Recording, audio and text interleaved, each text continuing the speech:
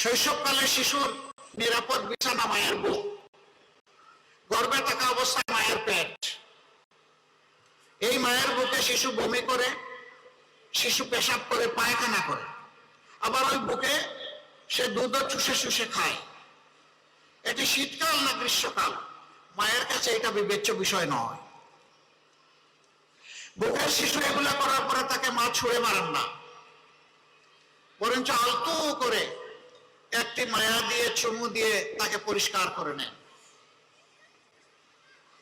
এইভাবে মা তাকে তিলে তিলে নিজের স্নেহ, আদর, ভালোবাসা, যত্ন, দরদ দিয়ে গড়ে তুলেন। শিশুটি এখন স্কুলে যাওয়া শুরু করলো, তাকে গোসল করানো, ড্রেস পরানো, বইপত্র তাকে সাজিয়ে দেওয়া, একটা টিফিন সাথে করে নিয়ে যাওয়া। কখনো বা মা তার কাঁধের উপর শিশুটা গলা বা মুখ ফেলে আস্তে আস্তে করে স্কুলের দিকে রওনা করেছেন। এখানেও মা থেকে শিশুকে আলাদা করা গেল না। আবার অনেক সময় মাকে না দেখলে শিশু চিৎকার দিয়ে উঠে, মনে হয় যেন শিশুও লেখাপড়া করতেছে, তার চেয়ে বেশি লেখাপড়া করতেছেন মা। তাকে ওখানে অনবরত থেকে ডিউটি দিতে হয়। সম্মানিত মা এবং বোনেরা, আপনারা তো সেই জাত যাদের হাতে আমাদের সকলেরই বেড়ে ওঠা। কি দিয়ে আমরা আপনাদের ঋণ পরিশোধ করতে পারবো? আমি খুঁজে পাই না। ঋণ পরিশোধ করার মতো কোনো সম্পদ খুঁজে পাই না। শুধু এতটুকু পাই, বুকের ভালোবাসা আর শ্রদ্ধা। এইটুকু যদি মাদেরকে না দিতে পারি, তাহলে সন্তান হিসাবে জন্ম নেওয়া দুনিয়ায় আমাদের ব্যর্থতা। এ জীবনের কোনো মূল্য নেই। বিশেষ করে মায়ের জাতি আরো আলাদা। একটা মেয়ে শিশুকে মা তিলে তিলে বড় করেন। একটা গাছ লাগিয়েছিলেন, গোলাপ গাছ, সেই গোলাপ গাছের নিচে পানি দেন, সার দেন, কীট পতঙ্গ থেকে রক্ষা করেন, যত্ন নিয়ে বড় করে তোলেন। যখন লেখাপড়া শেষ হলে একটা বয়সে আসলো, এতদিন পর্যন্ত যে মানুষটার যত্ন করে গেলেন মা, কিছু অংশে বাবা, সব অংশে নয়। সন্তানের যত সুখ দুঃখ, ব্যথা বেদনা, চাওয়া পাওয়া, খুনসুটি, অভিমান, সব কিছু মায়ের সাথে। বাবা আসলে ঘরে অনেক সময় ঘুমিয়ে পড়ে, আর সজাগ থাকলে দৌড়ে গিয়ে গলায় ধরে ঝুলে যায়। সবটুকু মা। সেই মা যখন আপন সন্ততিকে, মেয়েটাকে নিজ হাতে গড়ে তোলেন, জীবনের একটা সময় পর্যাপ্ত বয়সে, পরিণত বয়সে, তখন একজন উপযুক্ত পাত্রের হাতে তুলে দেন। এটি তাদের জীবনের সর্বশ্রেষ্ঠের জন্য উপহার দেওয়ার সময় আমি সবসময় বলি, অনেক জায়গায় যাই, বাচ্চারা আমার ফ্ল্যাগ দেয়, ফুল দেয়, কেউ কেউ আমার চকলেটও দেয়।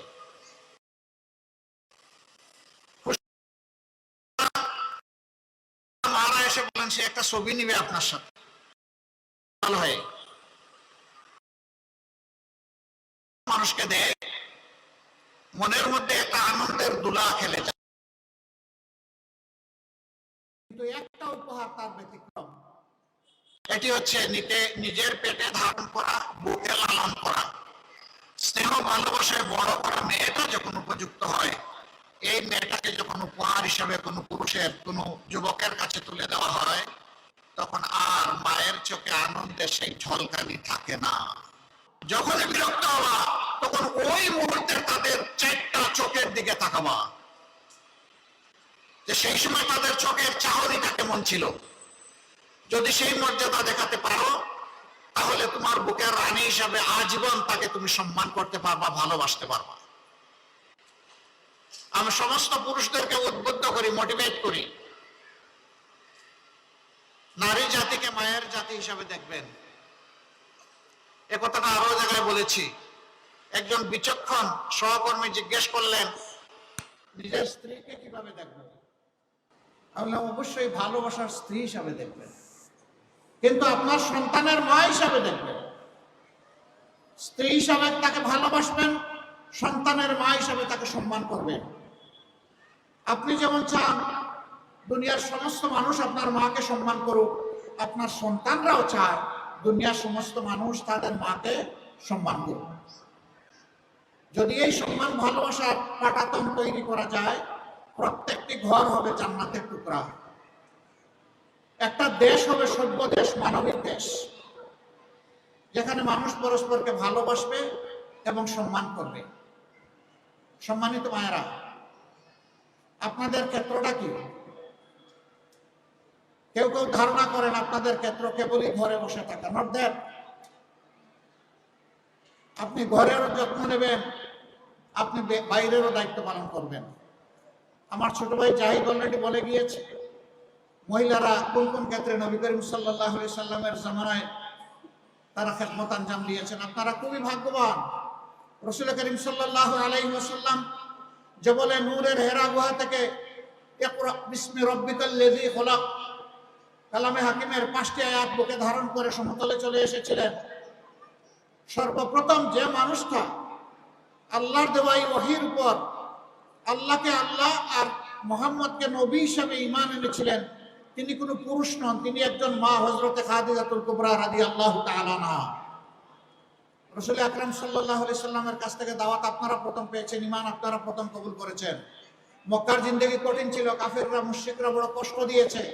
সেই সময়টা শক্ত হয়ে পাশে যারা দাঁড়িয়েছিলেন তাদের মধ্যে মায়েরা ছিলেন। ইসলামের জন্য প্রথম যিনি জীবন দিয়েছেন, শহীদ হয়েছেন, তিনি আমাদের আম্মাজান হযরতে সুমাইয়া রাদিয়াল্লাহু তাআলা আনহা। এখানেও আপনারা এগিয়ে আছেন।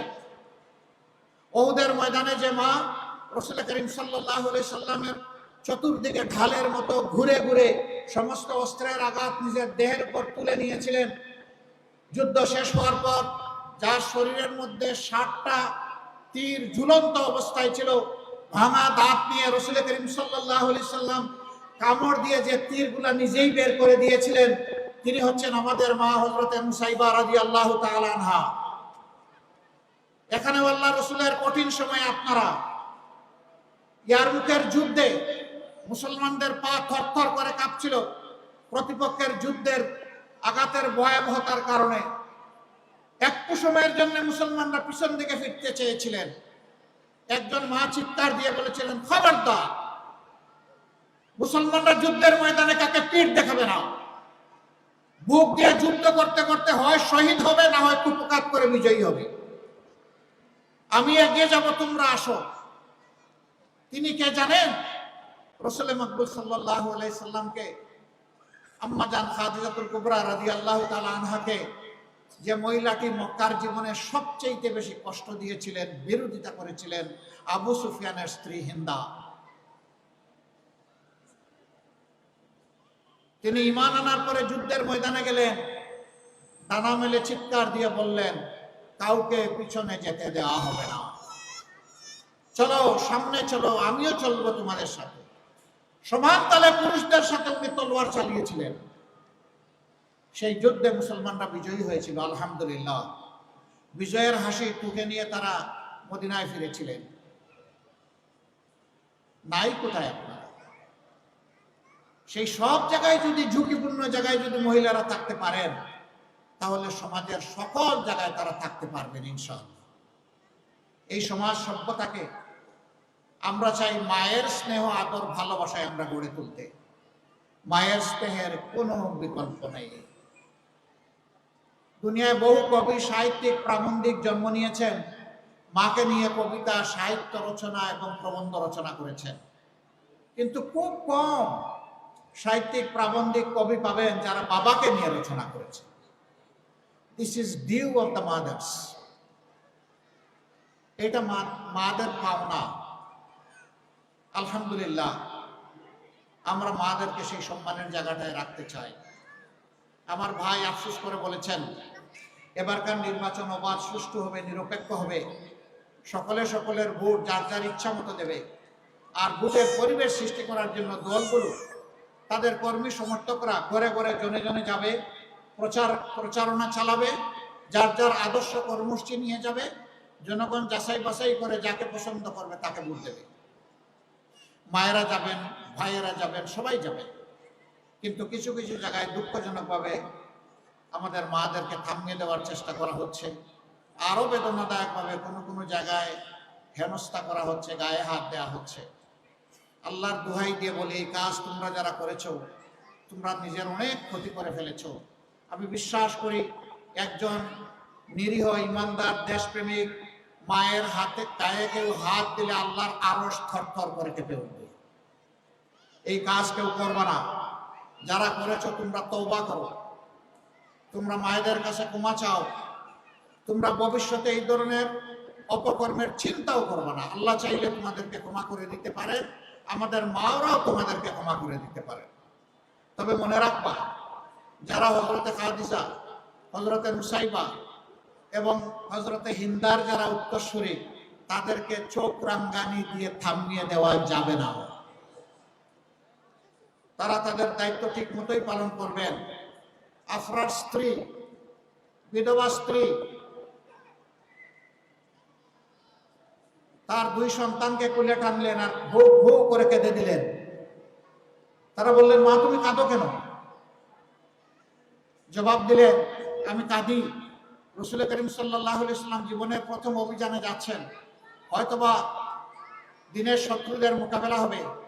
আমার এই সংসারে প্রাপ্তবয়স্ক কোনো লোক নাই, তোমার বাবা মারা গেছেন আর তোমরা অবুঝ। তারা বললেন, মা আমরা যাব। না, তোমরা তো প্রাপ্তবয়স্ক হওনি, নবীজি তোমাদেরকে নিবেন না, তোমরা যুদ্ধের জন্য উপযুক্ত না। বলে যে আমাদেরকে গোসল করার, যুদ্ধের পোশাক পরায় দেন, মাথায় উঠিয়ে দেন, অস্ত্র আমাদের হাতে তুলে দেন, আমরা নবীজিকে ছাড়বো না, আমাদেরকে যুদ্ধের ময়দানে নিতে হবে। আল্লাহর নবী প্রস্তুত। এই 2 যুবক একই উঠে চড়ে হাজির। জিজ্ঞেস করলেন, তোমরা কারা? বলে যে আমরা পিতাহারা এতিম আফরার সন্তান দিয়ে এসেছি, আমরা ওয়াদা ভঙ্গ করতে পারবো না। তোমাদের মা তোমাদেরকে এরকম তৈরি করে দিয়েছে? বলে হ্যাঁ, তৈরি করে দিয়েছে। আচ্ছা ঠিক আছে, আসো দুইজনে কুস্তি লাগাও, যে জিতবে ওরে আমি নিয়ে যাব। ছোটজন গলায় ধরে বলতেছে, ভাইয়া ওয়াদা তুমি একা করো নাই, আমিও করেছি, আমি জানি কুস্তিতে তুমি আমাকে হারিয়ে দেবে, কিন্তু আমার একটা অনুরোধ তোমাকে রক্ষা করতে হবে। কয় বলো? কয় যে প্রথম রাউন্ডে তুমি হেরে যাইবে ইচ্ছা করে, আর এরপরে সব রাউন্ড তোমার। আলহামদুলিল্লাহ, আল্লাহ রাসূল দেখছেন আর হাসছেন দুইজনের কানাকানি, যে কিছু একটা হয়ে যাচ্ছে এখানে। এরপরে যা হবার তাই হলো। রাসূল করিম সাল্লাল্লাহু আলাইহি ওয়াসাল্লাম দুইজনকে তুলে নিয়ে চুমুতে চুমুতে একদম ভরে দিল। তারপরে নিজের হাতে আল্লাহর উপর তাওয়াক্কুল করে ওই একই উটের পিঠে ওদেরকে উঠাই দিলেন। যুদ্ধের ময়দানে গিয়ে বড় ভাই তিনি রাসূল করিম সাল্লাল্লাহু আলাইহি ওয়াসাল্লামের একজন মর্যাদাবান সাহাবীকে কানে কানে গিয়ে বললেন, চাচা যান, আবু জেহেলকে এই যুদ্ধে কি সে এসেছে? উনি হাসতে হাসতে কিলকিলিয়ে বললেন, তুমি আবু জেহেল দিয়ে কি করবে? ও তো মক্কার সবচেয়ে বড় পাহলওয়ান, যোদ্ধা, দুর্দর্শ সেনাপতি। কয় চাচা একটু দেখায় দেন। কয় কেন? মায়ের মুখে শুনেছি সে নাকি আল্লাহ রাসূলকে সবচেয়ে বেশি জ্বালাতন করেছে, ওরা একটু দেখতে চায়। তিনি বললেন, যার মাথার পাগড়িটা সবচেয়ে বড়, যার দাড়ি সবচেয়ে লম্বা, যে মানুষটা এখানে সবচেয়ে উঁচু, যার মুখে দুটির দাঁত, তার নাম আবু জেহেল। ওনার বর্ণনা শেষ হওয়া মাত্রই ছু করে তার ধনু থেকে তীর বের হয়ে গিয়ে এফুড় এফুড় চিৎকার দিয়ে আবু জেহেল মাটিতে পড়ে বলতেছে, ওরে কৃষকের সন্তান, তোর হাতে আমার জীবন যাবে, একটা অভিজাত আমাকে মারতে পারলো না। কৃষকের সন্তান মানে মদিনাবাসী, ওরা হেও করত। আমরা তো সেই রকম মা পেয়েছি, সেই রকম মা গত 15.5 বছর আমরা দেখেছি। আমরা এই মেয়াদের জন্য আল্লাহর দরবারে শুকরিয়া আদায় করি আর দোয়া করি আল্লাহ এই ধরনের মা আরো বেশি বেশি করে এই জাতিকে দান করুন। সেই রকমই এক মায়ের সাথে আমার কথা হয়েছে, শরীফ উসমান হাদির মা, সালাম বিনিময় হয়েছে। তিনি যখন অসুস্থ ছিলেন হসপিটালে, তখন অত্যন্ত পর্দানশীল মহিলা, দিনদার মহিলা, আলহামদুলিল্লাহ তার সন্তানকে তিনি জাতির জন্য উপহার দিয়েছেন। হাদি দুনিয়া থেকে চলে গিয়েছে, কিন্তু কোটি কোটি হাদি সে তৈরি করে রেখে গেছে। হাদিরা বেঁচে থাকলে বাংলাদেশ পথ হারাবে না ইনশাআল্লাহ, ইনসাফের বাংলাদেশ কায়েম হবে। পুরুষদের মতো নারীরাও কর্মক্ষেত্রে সমান অবদান রাখবেন, সম্মান এবং নিরাপত্তার সাথে আমরা তার যে কোনো মূল্যে নিশ্চিত করবো ইনশাআল্লাহ। চলাচলের জন্য বড় শহরগুলোতে আলাদা বাস সার্ভিস থাকবে, পিক আওয়ারে তাদের জন্য আলাদা গাড়ি থাকবে। পুরুষদের অসুবিধা নাই, মাইলের পর মাইল হাঁটবে, বাইক চালাবে, বাইসাইকেলে আসবে, পাবলিক ট্রান্সপোর্টে উঠবে, ঠেলাঠেলি করে, সমস্যা নাই। কিন্তু আমার মায়ের সমস্যা আছে, সেই সম্মানটা আমরা নিশ্চিত করবো ইনশাআল্লাহ। কর্মক্ষেত্রে মায়েদের জন্য সেখানে বেবি কর্নার থাকবে, ব্রেস্ট ফিডিং কর্নার থাকবে, ডে কেয়ার থাকবে। এই সব ব্যবস্থাও নিশ্চিত করা হবে। পর্যাপ্ত পরিমাণে একটা সংখ্যা যদি সেখানে মায়েদের অবস্থান থাকে, একেবারে কম হলে করাটা কঠিন হবে। পর্যায়ক্রমে সব ইনশাআল্লাহ আমরা করব। আমরা বলেছিলাম যে সমস্ত মায়েরা সন্তান পুষেন তাদের জন্য আমরা 5 ঘন্টা কর্মঘণ্টা করতে চাই। কিছু লোক হই হই রই রই শুরু করে দিল। 5 ঘন্টা করলে তারা তো আর মানুষ তাদেরকে কর্মক্ষেত্রে নেবে না। আমাদের কথাগুলো না শুনেই চিৎকার শুরু করে দিল, লাফালাফি শুরু করে দিল। আমরা কি বলেছি তারা বুঝারও চেষ্টা করে নাই। আমরা বলেছি বহু মা সন্তান লালন পালন করতে গিয়ে চাকরিটাই ছেড়ে দেন, এরপরে সেই চাকরিতে আর ফিরে যেতে। যদি কর্মঘণ্টা করা হয়, সন্তানের সেখানে যদি বেবি কেয়ার সিস্টেম করা হয়, তাহলে ও মা তার প্রয়োজন পূরণের জন্য, তার দক্ষতা কাজে লাগানোর জন্য সেখানে থেকে যাচ্ছেন, তাকে বিদায় নিতে হচ্ছে না, তিনি ঝরে পড়ছেন না। আমরা বলেছি এই যে গ্যাপ হবে, এই গ্যাপের দায়িত্ব রাষ্ট্রকে নিতে হবে। মারাই তো রাষ্ট্রের বুনিয়াদ, তাদেরকে বাদ দিয়ে তো কোনো কিছু কল্পনাই করা যাবে না। যারা সন্তানও আপনার মতো আমার মতো সন্তানকে বড় করলেন, আবার কর্মঘণ্টা ওই সময় কঠিন সময় 8 ঘন্টা আপনার মতো আমার মতো করতে হবে, এটা কি অবিচার নয়? আমরা কথা দিয়েছি সমাজে সুবিচার কায়েম করব, সুবিচারের দাবি ইনশাল্লাহ আমরা পূরণ করব। কোনো মা তার কর্ম থেকে ড্রপ হয়ে আসবেন না, কর্মের সাথে লেগে থাকবেন। যদি তবে হ্যাঁ, কেউ যদি মনে করেন যে না আমি 5 ঘন্টা নয় 8 ঘন্টাই করব, she will be appreciated, তাকে অভিনন্দন জানানো হবে, কোনো সমস্যা নাই, আমরা বাধ্য করব। সম্মানিত মা ও বোনেরা, এটা কি শুধু মুসলমান মায়েদের জন্য? Of course not. এটা মায়ের জাতির যারাই হবেন, যে ধর্মেরই হবেন, তাদের সকলের জন্য। তবে একটা জিনিস আমরা ফিল করি, চলাচলে সফরে প্রয়োজনে আপনাদেরকে বিভিন্ন মার্কেটে একান্ত প্রয়োজনে যেতে হয়, কিন্তু পুরুষদের জন্য পর্যাপ্ত ওয়াশরুম, নামাজের জায়গার ব্যবস্থা থাকলেও মহিলাদের জন্য, নারীদের জন্য সেটা থাকে না। আল্লাহ যদি আমাদেরকে এই সুযোগ দেন, জায়গায় জায়গায় দিয়ে দেওয়া হবে, এটা নিশ্চিত করতে হবে। পুরুষরা দৌড়াদৌড়ি ছুটাছুটি করতে পারবে, আমার মা যাবে কোথায়? যার সবচাইতে প্রয়োজন তার জন্যই কোনো ঠিকানা নাই, যার প্রয়োজনটা ছোট তার জন্য। উভয়ের সমন্বয়ে আমরা একটা মানবিক সমাজ চাই। আমরা কোনো ক্লেশ চাই না, বিভাজন চাই না, ধর্মেও চাই না, বর্ণেও চাই না, আমরা কোনো জেন্ডারেও কোনো ব্যবধান চাই না। তবে আল্লাহ তাআলা যার জন্য প্রাকৃতিকভাবে যা তৈরি করে দিয়েছেন সেইটাকে নিয়ামত হিসাবে কবুল করে নিয়েই আমাদের শুকরিয়া আদায় করতে হবে। এটাই আমাদের কথা। আপনাদের প্রতি আমাদের অনুরোধ, 12 তারিখে 2টি ভোট। একটা হচ্ছে হা ভোট। হা মানে হচ্ছে বাংলাদেশ জিতে যাওয়া, হা মানে হচ্ছে আজাদি, হা মানে ফেসিবাদ, যন্ত্রণা আর ফিরে না আসা। অতএব ন্যায় এবং ইনসাফের বিপক্ষে, পরিষ্কার কথা। দূর অতীতে আমাদের যাওয়ার দরকার নাই। যেদিন থেকে আল্লাহ তাআলা কিছু মুক্তির ব্যবস্থা করে দিলেন, 5ই আগস্ট 24 সাল, সেদিন থেকে কার আমলনামা কেমন, কার দৃষ্টিভঙ্গি, চলাফেরা, কাজকর্ম, আচার আচরণ, কার নীতি পলিসি কেমন, সেইটা আপনাদের সকলের সামনে পরিষ্কার। এখানে যাদেরকে সুনীতির উপর পাবো, যাদের উপর আস্থা রাখতে পারবো, আমার দেশ, আমার মাটি, আমার মা, আমার ভাই, সবার আমানত যারা রক্ষা করতে পারবে, ইনশাআল্লাহ 12 তারিখের ভোট তাদের পক্ষে হবে। আমরা ইনসাফের প্রতীক দাঁড়িপাল্লা দিয়েছি, আমরা ওজন করে সকলের পাওনা তার ঘরে পৌঁছে দিতে চাই। যার যেটা অধিকার, যার যেটা পাওনা, সেইটাই দাঁড়িপাল্লার নিক্তিতে ওজন করে ইনশাআল্লাহ আমরা পৌঁছে দিতে চাই।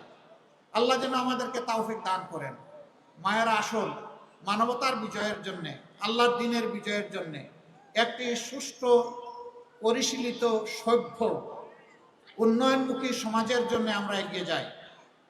এখানে যুবতীরা যারা আছেন তাদের জন্য আমরা এতটুকু কথা বলতে চাই, আমরা তোমাদের হাতে কোনো বেকার ভাতা তুলে দেব না। আমরা তোমাদের দুইটা স্কিল উপহার দেব। একটা হচ্ছে লিঙ্গুইস্টিক স্কিল, ভাষার দক্ষতা, ইংলিশ আরবি অবভিয়াসলি, যার জন্য যেটা প্রযোজ্য। বাংলা তো আমার আছেই। আর দ্বিতীয়টা হচ্ছে হাতকে দক্ষ মানুষ হিসাবে আমরা গড়ে দেব তোমাদের হাতকে।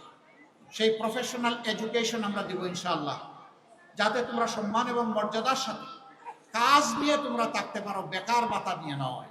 আমরা বেকার ভাতাকে মনে করি যুব সমাজকে অপমান করার শামিল।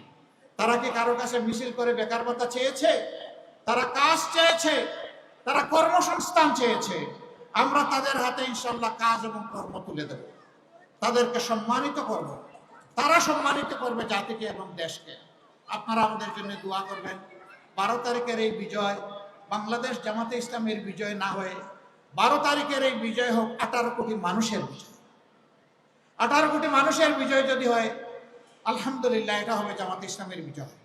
আমরা কোনো ব্যক্তি, গোষ্ঠী, পরিবার, দলের বিজয় চাচ্ছি না। আমরা চাচ্ছি সত্যিকার অর্থে মানবতার বিজয়, 18 কোটি মানুষের বিজয়। আমাদের চোখে সকলেই সমান। নাগরিক হিসাবে এই দেশে যারাই জন্ম নিয়েছেন, যারাই বসবাস করেন, আমরা সবার প্রতি শ্রদ্ধাশীল। তার ধর্ম বর্ণ আমরা দেখব না। তিনি আশরাফুল মাখলুকাত, একজন মানুষ। আমাদের বিবেচনার জন্য এটাই যথেষ্ট। কষ্ট করে আপনারা এসেছেন। আপনাদের জন্য ঘর থেকে বের হওয়া অত সহজ না। এই যে এখানে ফুলপুরিদের মেলা, এখানে সব ফুলের কলিগুলা সবাই চলে এসেছে এখানে, এসে তারা এনজয় করতেছে। এদেরকে নিয়ে সামলিয়ে আপনাদের এখানে আসা, আবার নিয়ে যাওয়া, আপনাদের এই স্যাক্রিফাইস, এই ত্যাগ আল্লাহ তাআলা কবুল করুন দেশের জন্য, জাতির জন্য।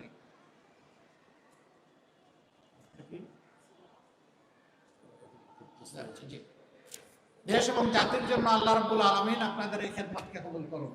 আমি শেষ পর্যন্ত অনুরোধ করেছি আগে, যারা মায়ের গায়ে হাত বাড়িয়েছেন, অপমান করেছেন, তোমরা ক্ষমা চাও, তওবা করো, আল্লাহ তোমাদেরকে মাফ করে দেবেন। কিন্তু পরিষ্কার বলে দিচ্ছি, আমাদের জীবনের চাইতে আমাদের মায়েদের ইজ্জতের মূল্য আমাদের কাছে অনেক বেশি। আর যদি কেউ হাত বাড়ানোর চেষ্টা করে, ইনশাআল্লাহ আমরা গালে হাত দিয়ে বসে থাকবো না। মায়ের সন্তানের আমরা গর্জে উঠবো, যে কোনো মূল্যে আমাদের মায়ের মর্যাদা আমরা ইনশাআল্লাহ রক্ষা করব। অপশন দুইটা, একটা হচ্ছে নিজে পরিবর্তন হয়ে গিয়ে ভালো হয়ে যাওয়া, অন্যকে মাকে সম্মান করা, আর না হলে পরবর্তী পরিস্থিতির জন্য সমস্ত দায় নিতে প্রস্তুত থাকা। আল্লাহ রাব্বুল আলামিন আমাদেরকে এগিয়ে যাওয়ার তৌফিক দান। আমরা কোনো অপশক্তির কাছে মাথা নত করব না। মাথা নত করবো একমাত্র আল্লাহ রাব্বুল আলামিনের শানে। আর কোথাও মাথা নত করার কোনো প্রশ্নই উঠে না। সেই দেশটা, সেই সমাজটা আমরা করতে চাই। আল্লাহ হাফেজ। বাংলাদেশ জিন্দাবাদ। বাংলাদেশ জামাত ইসলামী জিন্দাবাদ। 11 দলীয় নির্বাচনী ঐক্য জিন্দাবাদ। ঐক্যবদ্ধ বাংলাদেশ জিন্দাবাদ। আসসালামু আলাইকুম ওয়া রাহমাতুল্লাহি ওয়া বারাকাতুহু।